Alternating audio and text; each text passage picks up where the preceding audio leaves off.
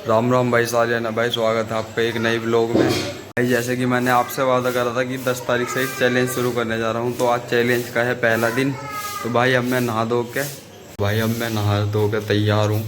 तो भाई ये छोटा सा अपना पूजा का कमरा है, देख लो।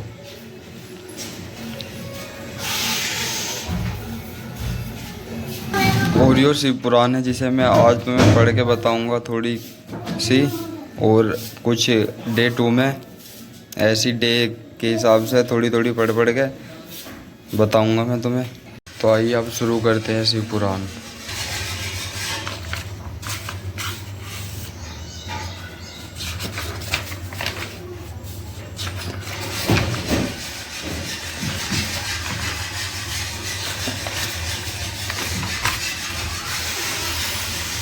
तो भाई ये यहाँ से शुरू है।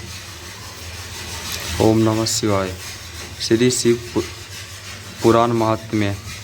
शौनक आदि ऋषियों ने सूत जी से एक बार शिव पुराण सुनाने का आग्रह किया। सूत जी ने ऋषियों से कहा, आप सब धन्य है जो आपके हृदय में शिव जी की कथा सुनने की इच्छा जागृत हुई। इस शास्त्र का वर्णन भगवान शिव ने अपने श्रीमुख से श्री संत कुमार से किया था, इसलिए इसे शिव पुराण भी कहते हैं। इसके पठन मनन और श्रवण से कलयुगी मनुष्यों का मन शुद्ध हो जाता है तथा शिव पद की प्राप्ति हो जाती है। जो फल दान एवं यज्ञों के करने से प्राप्त होता है, वही फल शिव पुराण के श्रोताओं को प्राप्त हो जाता है। इस ग्रंथ की 7 संहिताएं हैं जो इस प्रकार है। Number 1 Vishweshwar, number 2 Rudra, number 3 Shatarudri, number 4 Koti Rudri, number 5 Uma Samhita, number 6 Kailash Samhita, number 7 Vayu संहिता। आत्मवेत्ता मनुष्य को इस पुराण का हमेशा अध्ययन करना चाहिए। पापी देवराज की मुक्ति कथा। सूत जी बोले, हे ऋषियों, जो व्यक्ति दुराचारी, पापी, विलासी एवं दुष्ट होते हैं, वे भी देवराज की मुक्ति कथा के द्वारा पवित्र हो जाते हैं। लालची, मिथ्याभावी, माता पिता को दुख देने वाले, दंभी, पाखंडी, पुरात्मा, देशी, पतित, हिंसक और निर्दयी पुरुष भी कलयुग में इसके द्वारा पवित्र हो जाएंगे। इस प्रसंग में मैं आपको एक प्राचीन इतिहास सुनाता हूँ जिसके सुनने से सभी पापों का नाश हो जाता है। किरात नगर में एक ब्राह्मण रहता था जो बहुत दुराचारी और दरिद्री था। वह धर्म और वेदों से विमुख था। वह इतना गिरा हुआ था कि वह स्नान तक नहीं करता था। उसने अधर्म से बहुत सा धन एकत्र कर लिया था। वह एक बार एक तालाब पर नहाने के लिए गया। उसी समय वहाँ एक वेश्या भी आई जिसका नाम शोभावती था। वह उस वेश्या को देखकर उसकी ओर आकर्षित हुआ। वह वेश्या भी उसे देखकर परम प्रसन्न हुई। वे दोनों चिरकाल तक विहार करते रहे। ब्राह्मण के माता पिता ने बार बार उसे समझाया, परंतु उसने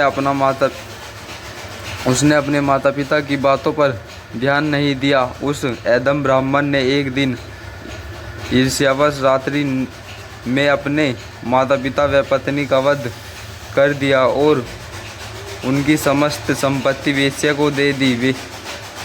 वेदयोग से एक दिन वह प्रतिष्ठापुर में आया। उसने वहाँ एक शिव मंदिर देखा जिसमें अनेक साधु महात्मा एकत्र थे। वह ब्राह्मण अचानक वहाँ बीमार हो गया। बीमारी की अवस्था में उसने एक ब्राह्मण के मुख से शिवजी की परम पवित्र कथा सुनी। देवराज नामक वह ब्राह्मण 1 मास के बाद मर गया। यमदूत उसे यमपुरी ले गए। उसी क्षण शिवलोक से शिवजी के दूत रुद्राक्ष धारण किए त्रिशूल लेकर यमलोक में पहुंच गए। उन्होंने देवराज ब्राह्मण को यमदूतों से छुड़ाकर विमान पर सवार होकर कैलाश को चल दिए। यमपुरी में कोलाहल मच गया। शोर को सुनकर यमराज सव्य पधारे और शिवजी